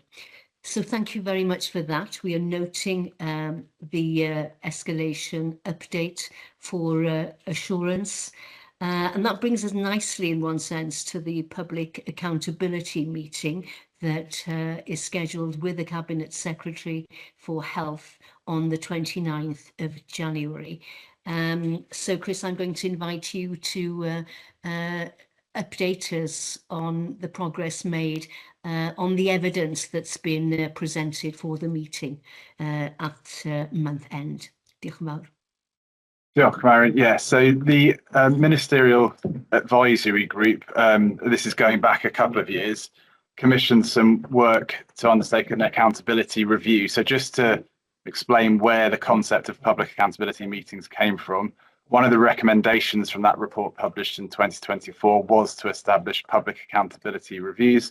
That was learning lessons from the approach taken in NHS Scotland, where they've had accountability reviews for about 20 years now. But over that 20-year period, they've learned, grown and developed significantly. And following a conversation with the Director General, as he was at the time in Scotland, there's certainly a lot of learning they've taken. So the public accountability meetings that are being introduced by the Cabinet Secretary in Wales are taking probably a slightly smaller approach, because the accountability meetings in Scotland have been all-day events with members of the public, patients, stakeholders, staff involved. This is board interactions directly with the Cabinet Secretary, the Minister, and the Welsh Government executive team. So they were introduced in Wales a couple of months ago. So health boards have their public accountability meetings during October, November, and December. The agendas for each of the health boards were fairly generic, and they focused on areas of challenge and areas where improvements were required. The national NHS bodies are undertaking their public accountability meetings through January and February. And similarly, they will be around areas of challenge and areas of that require improvement to demonstrate that we are being held to account by government, by ministers, etc. So our DHCW's public accountability meeting was originally scheduled for the 5th of March. Unfortunately, just before Christmas, that was moved to the 29th of January. So we've had a slight change of approach in terms of the preparation. But we are working towards that date now. We've completed the evidence pack. So for all public accountability meetings, there's an evidence pack that goes in to support the accountability meeting itself. That covers the areas of the agenda which is set out in section 4.3 of the cover paper. So for Digital Health and Care Wales, it's quite a bespoke agenda. So it doesn't look anything like the health board agendas, which is positive in the sense it recognises the uniqueness of DHCW and the challenges that we face. So just to summarise the areas that will be covered, it will be around improving access to digital services to the public, delivering enabling digital services for health and care services. So what we provide in primary care and secondary care for users of our systems, supporting safe and effective digital solutions, strengthening the organisation, and then there's a final section on digital issues. So on the 29th of January, 10 members of the board will be attending Welsh Government offices. The session will be live streamed and available for members of the public to view, and it'll be a 2-hour session led by the Cabinet Secretary on those areas of the agenda for discussion. So I'll pause there, Marion, and happy to take questions. Thank you, Chris. And I'm sure we're all looking forward to that accountability meeting on the 29th. And there's been, as you heard from Chris, a great deal of preparation in terms of preparing the evidence pack, which was presented last week. Are there any comments or observations? No. If not, then, well, thank you, Chris, for that report. And perhaps I should just mention there's been a huge amount of effort and work, especially as the data has been brought forward. So I'd just like to thank Chris, Laura, and the whole team, in fact, for pulling together so effectively to prepare the documentation required for the meeting at the end of this month. So the committee is being asked to note the requirements and the preparation required for the DHCW Public Accountability meeting with the Cabinet Secretary, which we have done for assurance. Diolch yn fawr, Chris. So let's move on then to the next agenda item, which is 5.3, and the finance and procurement update. Now, there are a number of reports in this section, so it's a pleasure now to turn to Claire Osmondson-Little, our Executive Director of Finance, to update us, and perhaps, Claire, you could introduce the presenters for each specific agenda item, if you will. Diolch yn fawr.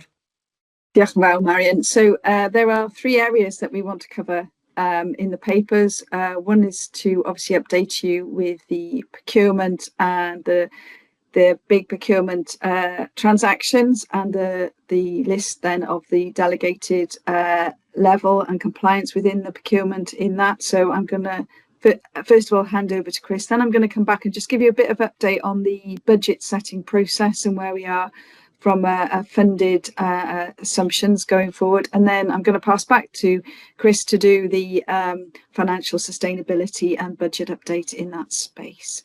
So first of all, I'll hand over to Chris. Thanks, Chris. Okay, thanks, Claire. So if we pick up the procurement report first, this sets out 5 updates which the committee is asked to note effectively. So we have 1 single tender action, which is a value of 77k, 1 single quotation action at a value of 18.6k, and 3 change control notices which are set out, and they are at a total value of £1.75 million. The details of those single tender actions, single quotation actions, and change control notices are set out in the more detailed appendix, but they are set out again for the committee to note, but happy to take any questions on those items if there are any. Are there any questions on the procurement and scheme of delegation compliance report? I can't see any hands up, Chris. So okay, to proceed, Claire. Thank you. So I just thought it was timely to give an update to the Audit Committee on where we are in relation to our annual plan for next year and our IMTP completion. As you know, the planning assumptions were issued just before Christmas in December the 19th. And obviously we have some key deadlines to meet, including the need to submit an accountable officer letter by the 13th of February. By the 27th, we have to confirm our SLA positions. And by the end of March, then we need to pull all of this together and finalise our 3-year IMTP. However, at this point, we have not been given our remit letter with our financial allocations. So we are using the planning assumptions to currently compile our budgets, but there are some obviously notable gaps. In particular, we are not yet, we do not have confirmation of our national programme funding. We're not clear on our national insurance funding, our GP funding allocation, and also specifics around some of the programmes. We are obviously working with the SLAs, the SLA engagement meetings have started. And again, we're also working on some of the key licensing recharges that will form part of that budget going on. So at this point in time, it is difficult to give a position in terms of the challenges that DHEW will face as we go into the next year's IMTP. But again, once we receive the remit letter and that funding allocation, obviously we can give some greater clarity on that. But it is obviously notable for us that we do have a deadline of the February the 13th to raise any issues with Welsh Government, and obviously that will mean the turnaround from once we receive the remit letter will be quite intense in terms of to enable us to achieve that deadline. In terms of our overall budget process, as a finance team, we have been working hard with the directorates, understanding their cost pressures, and obviously working with them to develop savings and efficiency plans in order that they achieve a balance. Certainly, we are seeing some significant inflationary issues in and around digital. And again, that will be challenging on the basis of a no non-pay increase in terms of our funded allocation. So alongside our operationals teams in particular, we are working through what that would look like and some of the difficult choices we may have to make in order to balance our budgets when we know what those are in the forthcoming weeks with the teams. So I think just wanted to give a bit of an update to the Audit and Assurance Committee to say that we are working hard alongside the planning teams, pulling together our comprehensive IMTP, and we are awaiting confirmation of our remit letter, which hopefully should clarify our funded position, and then we can work through and finalise our plans, and if necessary submit an accountable officer letter for the 13th of February. So it's going to be quite a busy time for us here at DHEW. So I'll pause there just in case there are any questions. Thank you, Claire. Thank you for that very clear update on where we are. Just a quick question from me before I turn to Alistair. On the basis of last year, do we have a sense of when that remit letter might appear? So my understanding is that it's been finalised this week, and we should be looking to get it in the forthcoming week. But so we don't know the exact date, but we've been given an indication, which would mean we've got a couple of weeks in February. And we've also shared with Welsh Government our requirements for the national priorities, and also from GP funding, just to give. So we're working on the assumption that it's around those priorities that we have set, but obviously we need to have that clarity, and hopefully we'll get that reasonably soon. Yeah, Claire, thank you. Alistair. Yes, thanks, Marianne. Thank you, Claire. Just a couple of questions, if I may. The position that we're in terms of not having clarity for future funding, is that the same position that you would see in the other strategic health boards in Wales? So we're not in any different position. It's simply a difficult one in terms of looking ahead. And secondarily, inflationary pressures, does that apply also to staffing? I know it has done in the past, but AI, from readings across other sectors and other industries, the development and progression of AI seems to have changed the demand for digital skills in different ways. And I'm just wondering to what extent that is affecting the inflationary pressures on recruiting. Thank you. Thank you, Alistair. And yeah, great question. So in terms of, are we alone, or do other trusts and special health authorities have the same uncertainties in terms of their funding allocations? We are not alone in that space, and we are sharing what we do know together, and some of the assumptions that we're making. We meet as a national DOF group and have those discussions to ensure that we're consistent in the way that we're approaching our budget setting. In terms of inflation, it's difficult to know at this point what that workforce inflationary pressure will be for external contractors. And also within our programmes, where predominantly we use external contractors, again, not knowing our 3-year expectations in that space does make it difficult for us to assess that risk. But what we can clearly see is there are some specialist skills within cyber, within AI, within some of the technical fields that we cannot compete with some of the offers that other organisations are making. However, what I would say is we understand that, and through, for example, our Centre of Excellence and working with our suppliers, it's how do we nurture our capability in those areas so that we can balance the need of purchasing with nurturing, if you sense. So we do have some risk mitigation that we are looking at. But again, those are more medium and longer term, not really short term in terms of their delivery.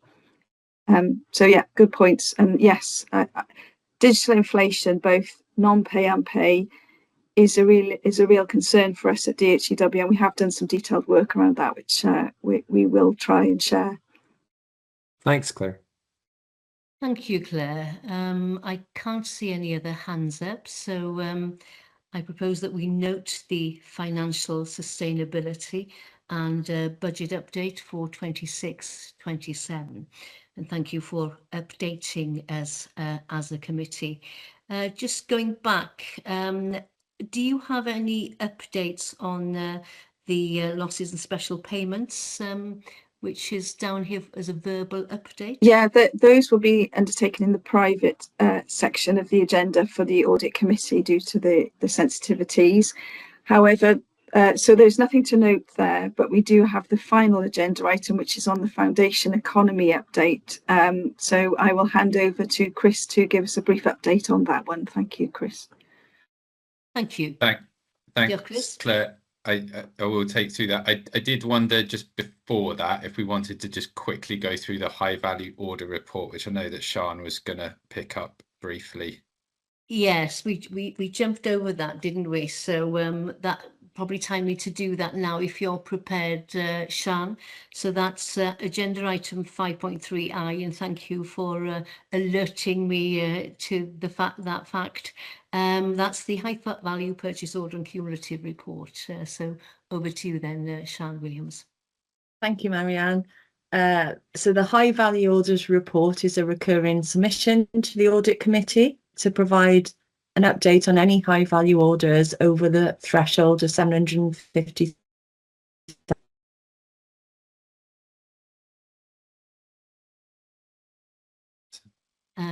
Sian seems to be freezing unless it's me.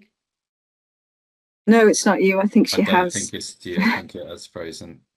Yeah. I'm back now. In terms of the individual orders raised, the total is 53.1 million, with 13.5 million since the last audit committee. There are 6 orders over 750,000, 3 which relate to GP systems maintenance, support and training, 1 for LIMS, 1 for the Microsoft Azure consumption commitment agreement, and finally 1 order relation to Citrix. As part of the cumulative orders in section B, they are either in relation to hardware purchases or PSBA. And those are the key headlines in terms of the report today, Chair. Thank you very much, Sian. That's very clear. Are there any questions or observations for Sian? If not, then we are noting the report and indeed noting the suite of reports under the finance and procurement update. Diolch yn fawr. So we will now hand over then to Chris Morton to take us through a deep dive on the foundational economy. Thank you, Marianne. Diolch.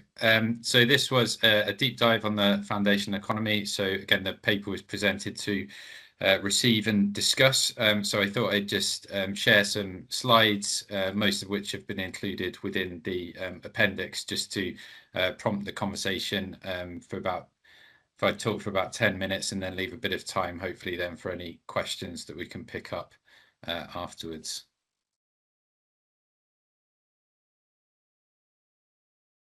Okay, so I just aim to step through some of these reasonably quickly, again, given the time available.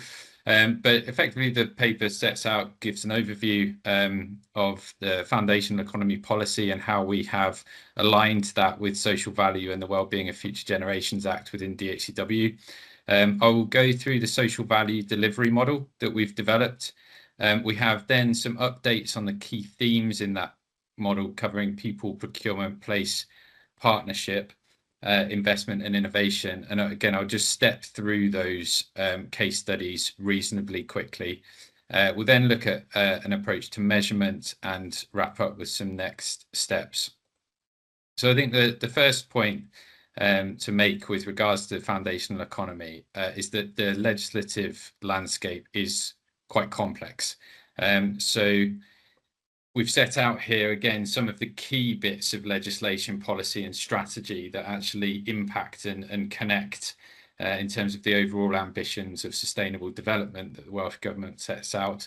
And again, we've categorised these within environmental, social, economic and governance. And you'll see kind of central to these, the foundational economy policy sits within the economic pillar, but is very closely connected and linked to the Wellbeing of Future Generations Act. So again, given the complexity of the landscape, our approach has been to try and integrate as far as possible these different pieces of legislation and policy under one overarching banner, and that for us is the Wellbeing of Future Generations Act. So what this shows is just an extract of the wellbeing statement, which again we are required to draft as an organisation under the Future Generations Act, and you'll see this within our integrated medium-term plan. But again, within that, what we've set out is under the Wellbeing of Future Generations Act, we will deliver our decarbonisation strategy, some of the points around Social Partnership and Public Procurement Act.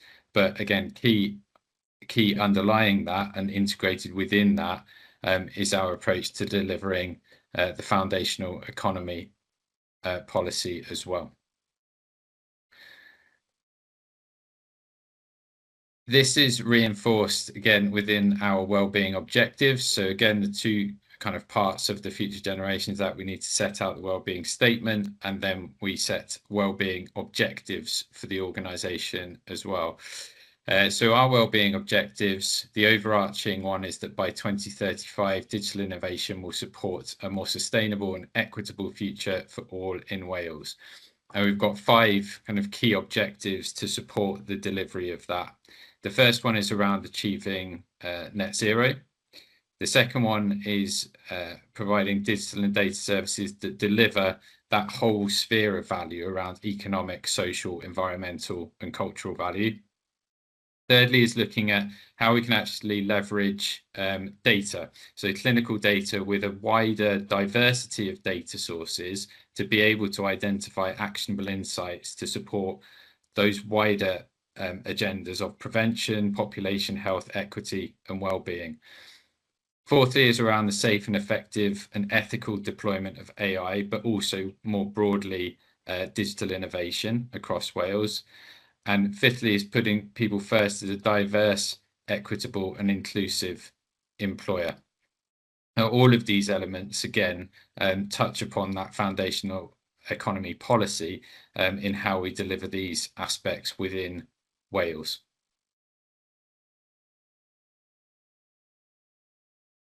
So the social value delivery model that we have developed. So this sets out, firstly, the DHCW operates within an external environment. And again, you can see that in terms of the backdrop. This model is based on the integrated reporting approach.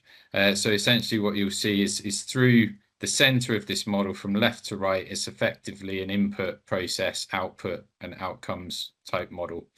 So as DHCW, we recognize that our resource inputs are not only funding and finance that we receive through our allocations, but actually a much broader set of resources that we use to deliver our services. And they include, again, human capital, so skills, social capital, so our communities that we work within, natural capital, so the energy and the resources that we use up, alongside intellectual capital and manufactured capital. So there's a much wider set of resources that we use to deliver our services.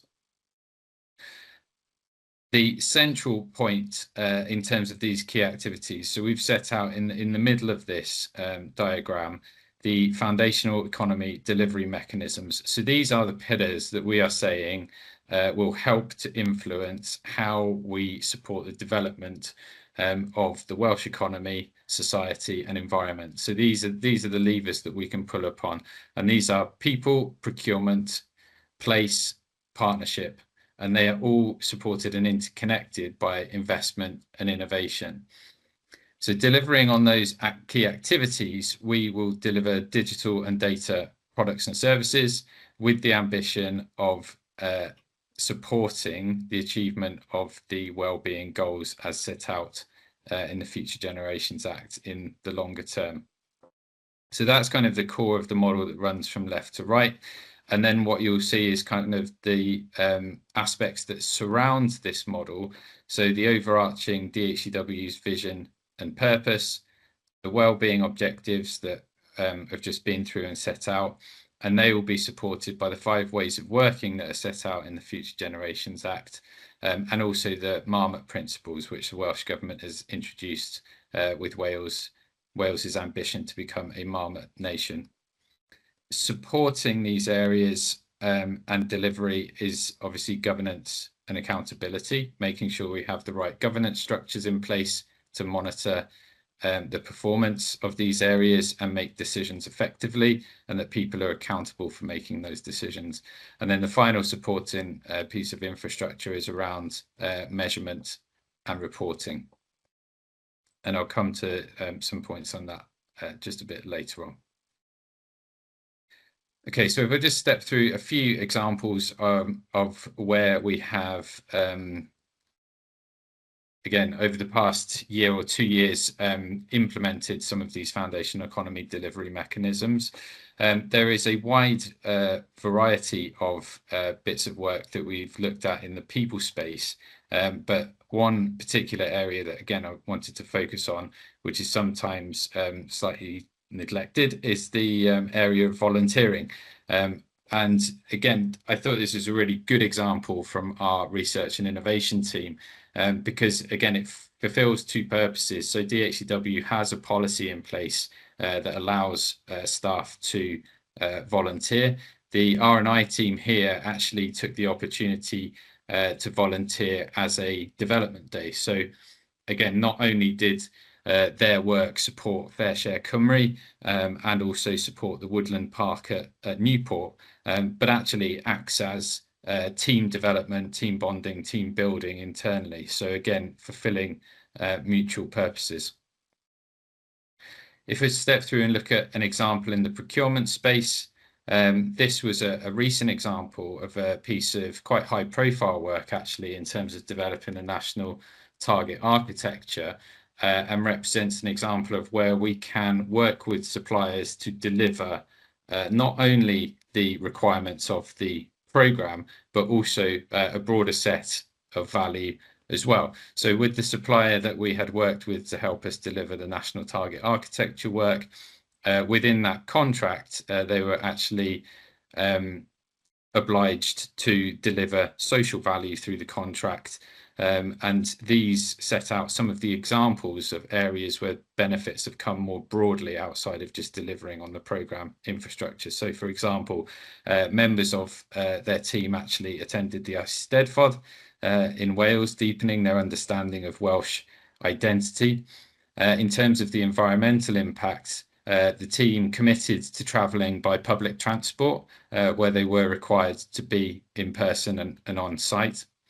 There was a donation made to Mind Cymru to support mental health and well-being.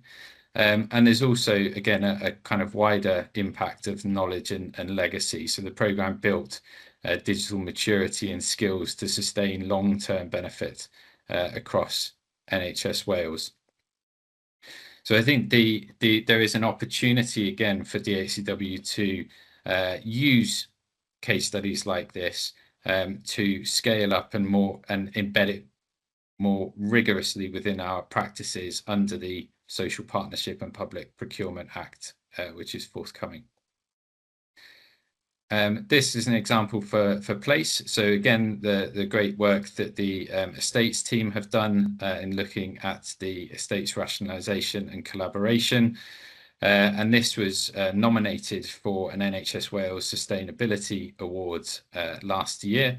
So this work predominantly looked at how we can collaborate to share space within offices across Wales, recognising we're a national organisation, and also rationalise the space used where possible as well. And I think each of these examples actually shows the benefit of not only reducing carbon where we can, but also cost savings as well. And then finally, in terms of partnership, our partnerships team have got a full stakeholder engagement plan and survey in place, and have also looked at very specifically the role of digital inclusion and the space that we can play within that.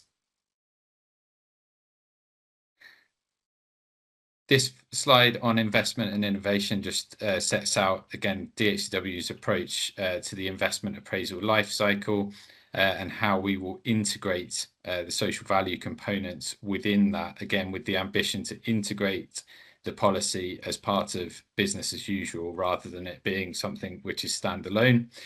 So again, this sets out the overarching process around prioritising investment decisions, developing business cases, delivering the programme and tracking the benefits, and then sustaining or decommissioning the work. And our social value benefits and approach will be integrated within that model. In terms of measurement, this is quite challenging area in some respects, given the breadth of measures that we would need to cover. So one area we are evaluating at the moment is the use of sustainability accounting standards. So obviously we have quite a niche position as not only a digital provider, but also working within the healthcare sector. So some areas that we have looked at include the Sustainability Accounting Standards Framework for Software and IT Services, which again makes the connection between the material areas that can be impacted from a sustainability perspective. So we've looked at a combination of those standards and also areas where the healthcare delivery standard is relevant as well. And these will be explored to see which ones we may be able to adopt to support our measurement of social value as part of the foundation economy work. And finally was just a point around some next steps. So again, in terms of those key foundational economy areas that we have identified, so people, procurement, place, partnerships, is again agreeing the leadership roles across those core areas and aligning them with our current strategy and plans. We will establish a pipeline of initiatives, again, to build on the work that we've done to date and look at how we can deliver more social value. We will progress the comms agenda. We've got some 10 talks that are scheduled. I think they'll be pushed back maybe towards the end of February and March time now, given the current priorities and focus. And then the final point there, as I've just said, is just around reviewing the sustainability accounting measures to understand which ones we may wish to adopt and integrate. So that was the overview. I'm happy to take any questions on that. Thank you, Chris. That was a very interesting presentation and a lot of information, and underlining your opening comments, I guess, in terms of the complex legislative landscape that's out there underpinning the foundational economy. So very, very helpful to hear about the progress that we've made in terms of the foundational economy policy agenda. Let me open it out to discussion then and comments. Who would like to kick off? No? So unless, let me pick up on a couple of points then. Clearly, you mentioned the importance of being able to leverage clinical data sources. And we know that much of the data sits with the health boards and that we don't automatically have access to that. I wonder, I don't know whether you're in a position, Chris, but it might be just helpful to articulate some of that challenge if we're really serious about making progress within the foundational economy. And I can see Claire is willing to chip in on this. So Claire, I'll turn to you then, if you like. Diolch. Diolch. So yes, I mean, it is a space that we, you know, it's a new new venture for us in terms of how we set the standards for procurement, and also how we engage and look at innovative ways for them to contribute to the framework and to the Future Generations Act. And I think working with our procurement teams, it's really trying to understand from others how they are applying that and using that into our framework, and also I think suppliers are asking us as well for areas and ideas of how they can interact and exploit the opportunities that Wales presents. So we, you know, even this week we had a session with Microsoft to look at what they could do with us and in supporting us in that space, and really embedding that benefit and value in the Welsh economy. So yes, I think it's a new area, it's an innovative area, and it's an area that we are really trying to embrace and encourage at DHW. And I think for me, it's for us, certainly in finance and business assurance, we've really taken into account the opportunity that our procurement and processes will help. And I know that Chris equally is looking at that, estates and our place and how we can encourage and share that opportunity within the Future Generations Act. Thank you, Claire. Chris, I can see your hand up. Perhaps you could help the committee in terms of our understanding of how well understood are the principles of the foundational economy within DHCW. It was interesting in Chris's presentation, talked about next steps, raising awareness, 10 talks. It's still a fairly new area, isn't it, for us? Marion, yeah, I think it is, and it is something that we're working hard on, and thanks to Chris, because I think he's brought a lot of thinking and drive behind this agenda, which is really important for us as an organisation, as an anchor organisation, and probably the biggest digital employer in public sector in Wales. One of the challenges I was just pondering from a foundational economy perspective is around recruitment and the balance we strike. Clearly, some of our roles are quite niche in terms of wanting to get the best talent.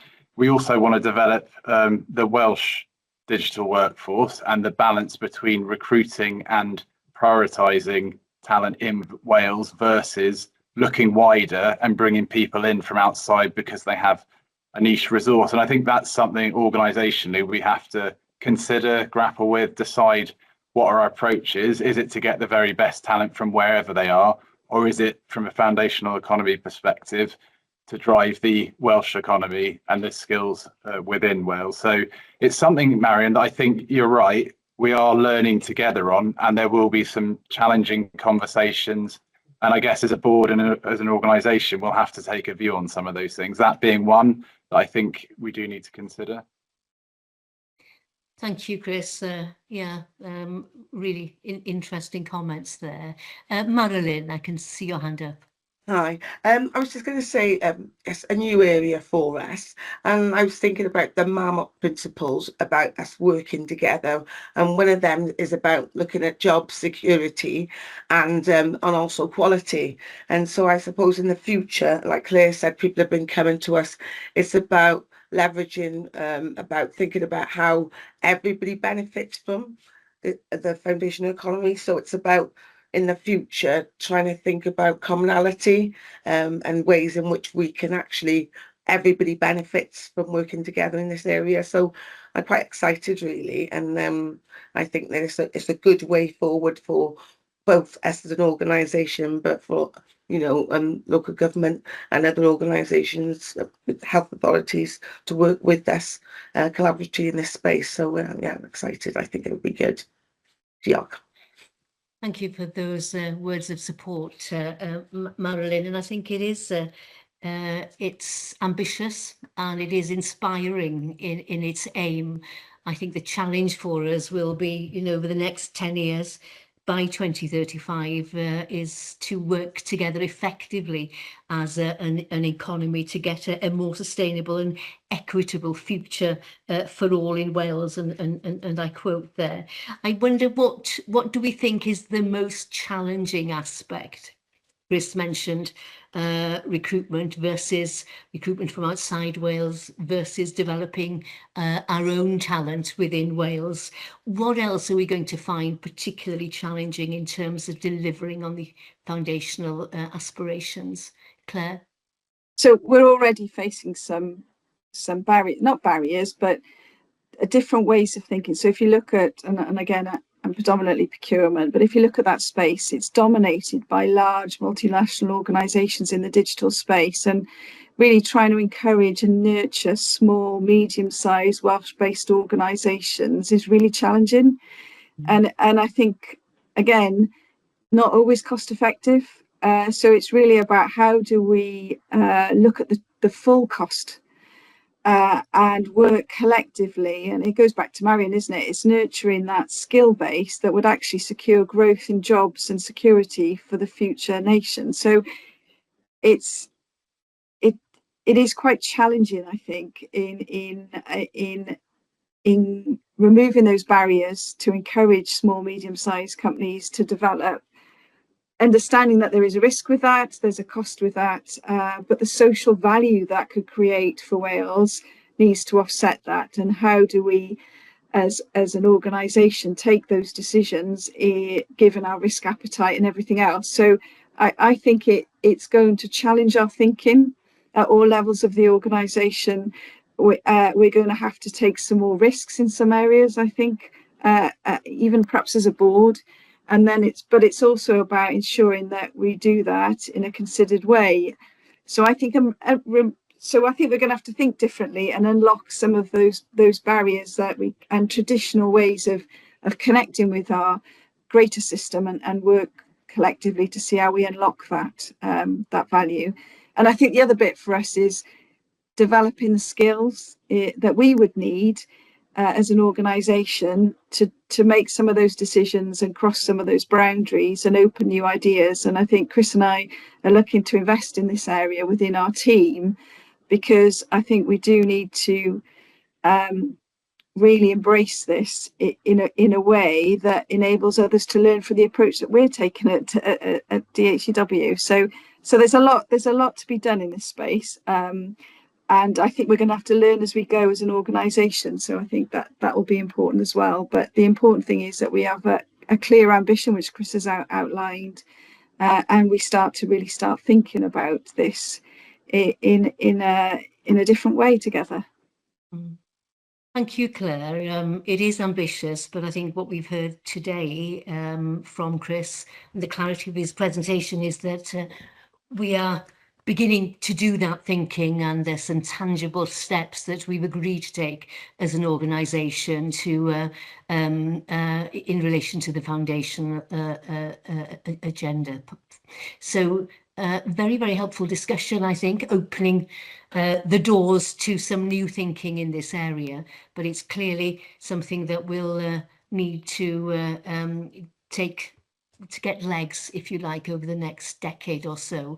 But thank you for updating the committee on the progress that's been made so far. It is challenging, it's ambitious, but it's an area that DHCW is clearly developing some early thinking around that. So thank you for that discussion and for your engagement. So we are noting the work into the foundational economy. Diolch yn fawr. That takes us then to agenda item 5.5 and nearing the end of today's agenda, and this is the corporate risk register. So I'd like to invite our board secretary, Chris Darling, then to present this update, noting in particular the 4 risks assigned to this committee. Diolch, Chris. Diolch, Marion. Yeah, and I'm going to start with the 4 risks assigned to the committee and just provide an overview and an update of where we're at in terms of status. So the first one is 0331, the fixed term resource funding risk. And as Claire mentioned earlier, we are awaiting the DPIF allocation funding. That, to a large extent, dictates the certainty that we can provide and follow on to a number of staff who are funded through that mechanism. The Chief Exec and Director of People and OD 6 months or so ago did a roadshow across DHCW sites. That's starting again next month. And a big theme from that was fixed term contracts and lack of security around non-recurrent funding. So I'm sure that'll be a theme again. It's a difficult one because there isn't an easy answer, but we're trying to be as honest and open and have regular dialogue both with staff representatives and people in OD to understand what the implications will look like. But as Claire said, hopefully in the coming weeks we will have more clarity from a DPIF perspective, which I think will give us some more certainty to have those conversations. The second risk I wanted to flag was 0337, which is the Sustainable Digital Services and Development Funding model. Committee members will recall the funding for 2025-26. There was more that came through core allocation. So although it feels like small steps, I think we are making progress in getting a more sustainable funding model. Clearly, it's not where we want it to be, but there is incremental progress being made. That risk remains with us. And I know Claire's doing lots of work on that, and linked to that is the digital inflation pressures that Claire and Chris have flagged previously, which will certainly be a factor for us moving forward. So those are the two financial risks, if you like. I can't see hands, so I'm going to move on, Marion, to the next one, which is 0346, the DDAT governance review implementation. And this was around clarity within the system on where national digital conversations happen. There has been some progress. As I mentioned earlier, the DDAT Leadership Board has been in place since May. The January meeting was actually postponed, but the DDAT Delivery Board, which sits under that Leadership Board, did meet in December and January. So they've now had 2 meetings. The substructure isn't fully in place yet, but it is being engaged upon. And I guess from a clinical voice perspective, I know our medical director would want me to mention that isn't yet in place, but a priority both for us as an organisation, I think, for the wider system. So it's still a risk. I think it still should be on our risk register. We haven't got the full structure we would like to engage with. And I think cyber is another one, but I think there has been some positive conversations around a national cyber oversight, which would be very helpful and welcomed. And the last of the 4 risks is 0351, changes in the political landscape and the potential changes that might bring from a policy, from a funding allocation perspective, both opportunities and threats. And we have developed as an organisation 5 policy priority areas looking ahead, and those are consistent now going forward. So the 4 risks remain. There is work to try and address each of them, but those are the 4 risks assigned to this committee. I will just summarise briefly. We have had a bit of movement on the risk register, so 3 new risks have come on, one being the risk I've just mentioned, that it's 0351, and then there's 2 additional new risks which have been assigned, one to the Programmes Delivery Committee and both to the Programmes Delivery Committee, and we've had 3 risks removed, one which was relating to this committee, so 0207, the Document Management Strategy. So I will just see if Paul wants to give a status on that, because I know that was a risk on this committee for a couple of meetings, but now has been mitigated. Paul? Yeah, thanks, Chris.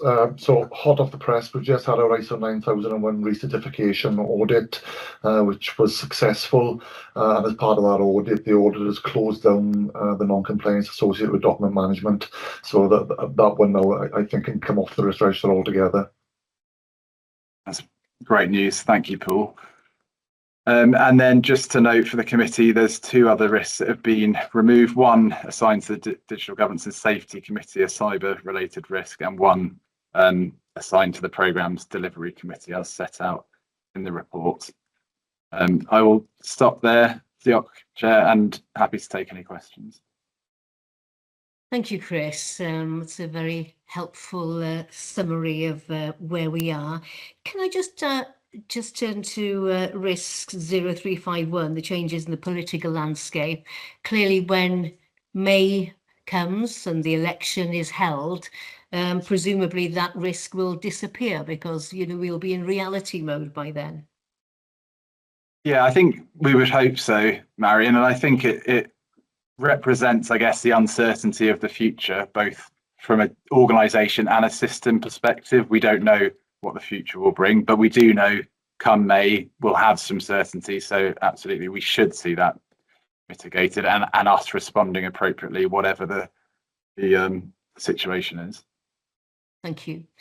Any other further questions or comments? I can't see any hands up. So thank you, Chris, for taking us through the risk register and also to outline the 4 risks assigned to this committee. So if there aren't any further observations, then we are being asked to discuss, which we have done, and to note the corporate risks assigned to this committee and to note the status of the corporate risk register. Thank you again, Chris. now we turn to part 6 and to closing matters. My committee highlight report, well, we'll take key issues and points discussed during the course of this morning's meeting to the highlight report and to the next board meeting, which the date has been changed slightly, but it is being held before the end of this month. I've not been notified of any other urgent business. Can I just check whether there is anything that anybody wants to raise around the table? No? That remains then for me to thank you all, colleagues, for your contributions and your engagement. And can I also thank the corporate governance team for their usual support in what I know has been an extremely busy period. So I just like to put it on the record that it is very much appreciated. Thank you so much for making my work easier in knowing that that support is always effective and efficient. Diolch yn fawr iawn. So the date of next meeting is April the 7th, I think it is, isn't it, from memory? So we'll come back and there'll be a suite of audits coming before this committee on April the 7th. There will now be a short break of 20 minutes or so before we come together for the private session. So thank you again, and that private session is scheduled to start at 12:15. Diolch i chi gyd am eich ymgysylltiad, and look forward to joining you at our next meeting in private session and for April's Audit Committee meeting. Diolch yn fawr iawn.